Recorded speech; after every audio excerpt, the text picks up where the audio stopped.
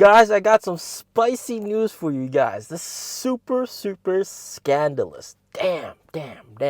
So, it is reported. Okay, I got several news for you guys. First one, it is reported that Xiaomi actually used aluminum cables instead of copper cables in the wiring of their Xiaomi SU7 car. What? That is crazy. First of all, of course, you guys probably know copper is the better conductor of electricity. Aluminum is not. Aluminum also oxidizes very easily, and it's prone to breakage after long physical agitation.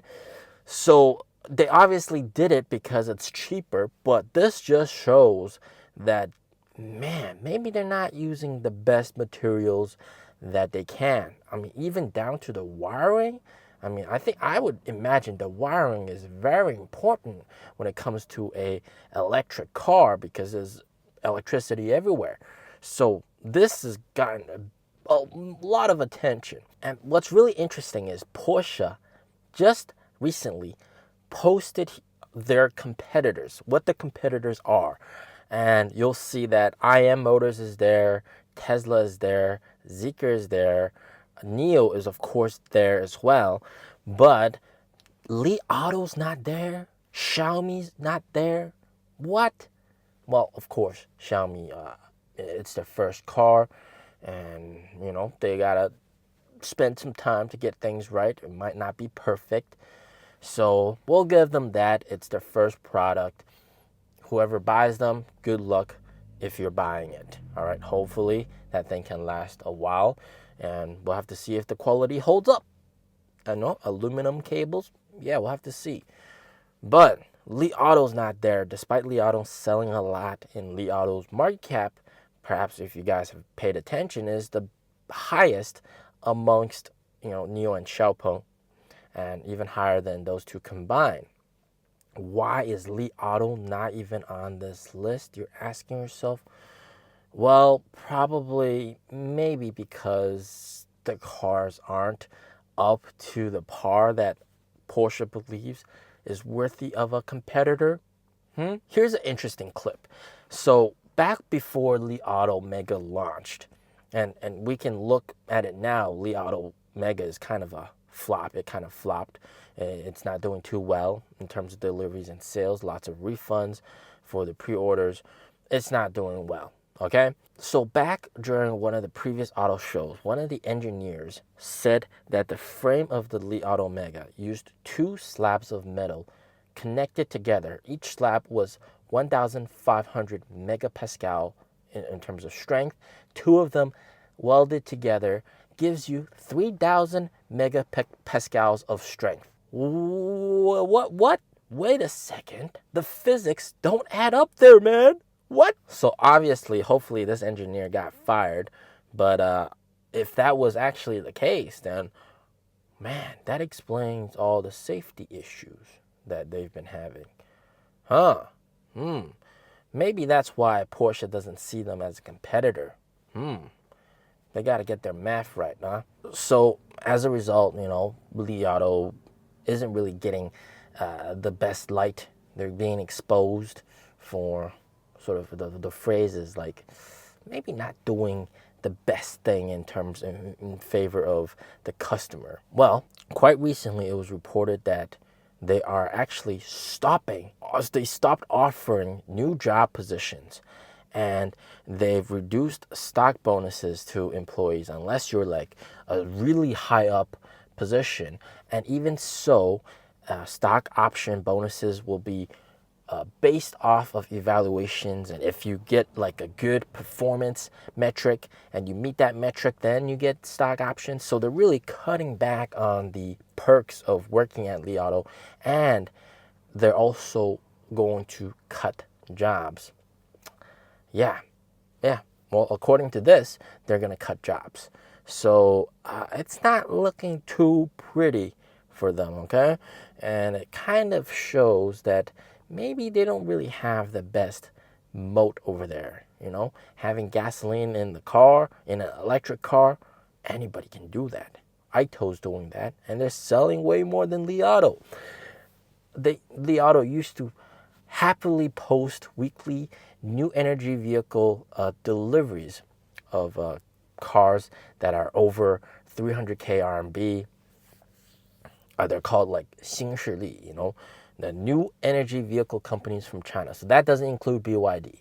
And they're happily showing that they're number one in terms of deliveries. And NIO's like behind them. And you got all these other brands behind them. And they used to publish this number every Tuesday. But then, quite recently, Ito has been taking over at the number one spot.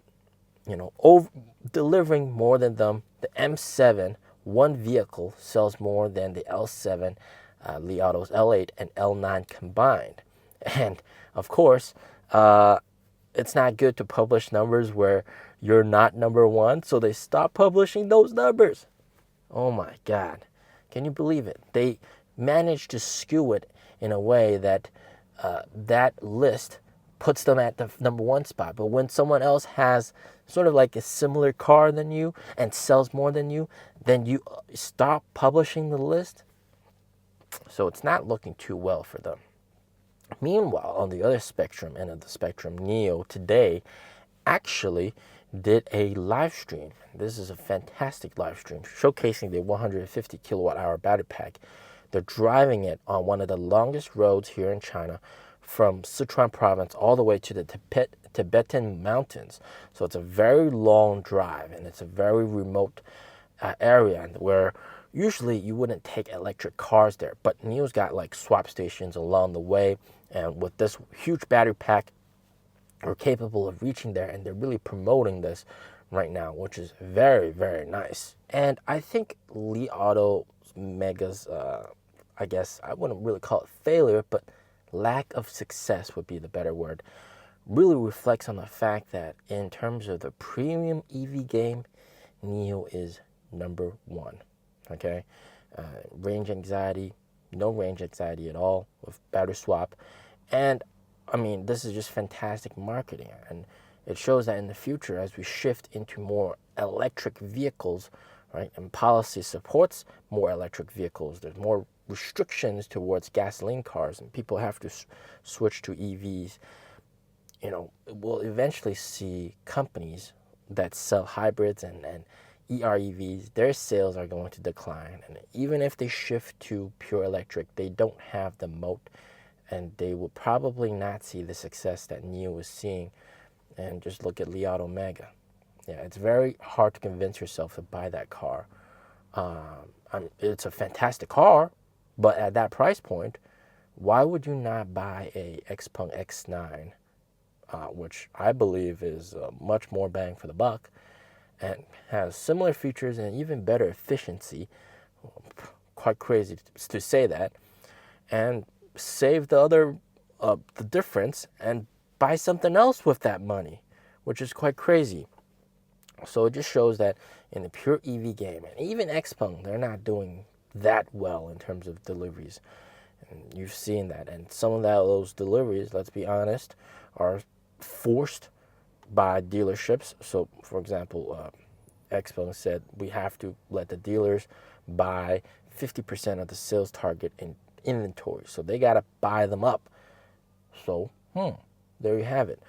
So in terms of premium EV, NIO is still number one, still the king, and people are more and more realizing the importance of quality. All right, as these companies, other companies get exposed for using stuff like aluminum cables, which are just a joke, guys. What the F, man?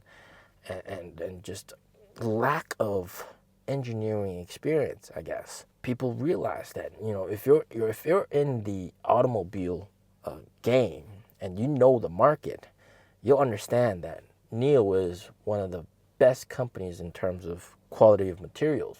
NIO is marketing this, but not to the extent that everybody knows that NIO's cars are the most premium in terms of quality. But at least people are realizing now that some of the other guys have really bad quality.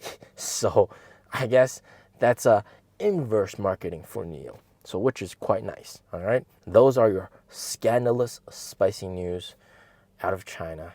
As always, stay safe, stay healthy. Peace out.